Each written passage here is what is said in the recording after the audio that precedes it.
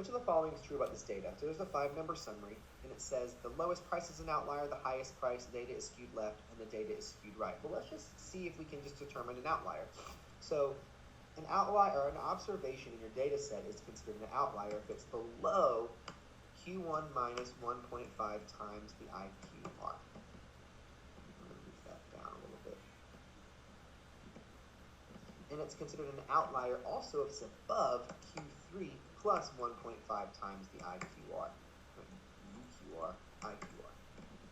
So really all we need to figure out is the two quartiles, Q1 and Q3, and use them to determine the IQR. Well, everything's given to you. Q1, Q3, IQR. So from our 5-number summary, Q1 is 100, Q3 is 125, and the IQR is just the difference. It's going to be Q3 minus Q1. And so now we're going to find our lower and upper bounds for outliers. So Q1 minus 1.5 times the IQR. So Q1 minus 1.5 times the IQR.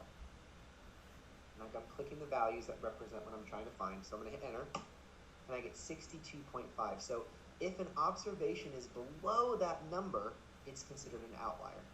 And what you'll notice from our 5-number summary is that the minimum in the data set is 60, which is below 62.5.